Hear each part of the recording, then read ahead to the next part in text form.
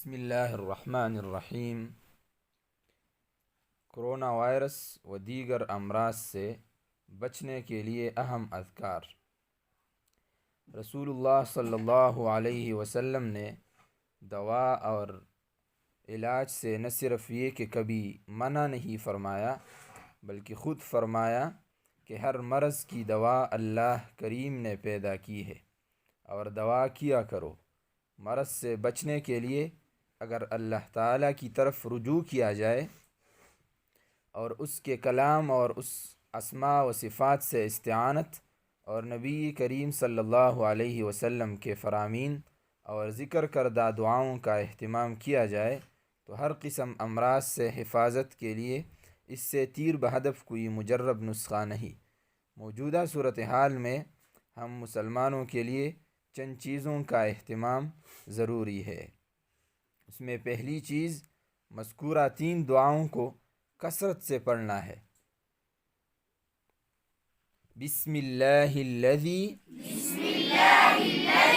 لا يضر مع اسمہ شیء فی الارض ولا فی السماء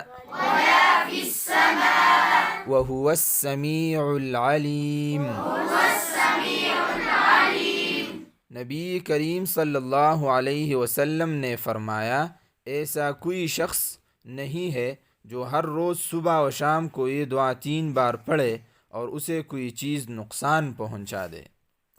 دوسری چیز اور دعا الحمدللہ الذی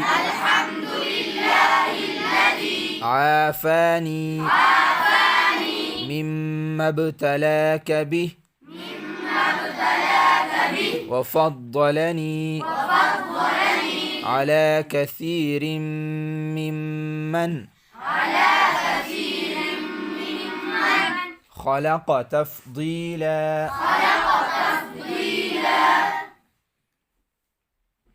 تیسری چیز اور دعا اللہم ارفع عنا البلاء والوباء۔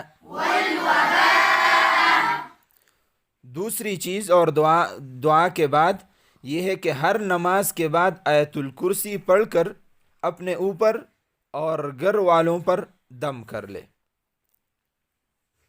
تیسری چیز جس کا اہتمام ضروری ہے وہ یہ ہے کہ جو بچے مذکورہ اذکار نہیں پڑھ سکتے ان کے گلے میں یہ کلمات تعویذ بنا کر ڈال دے۔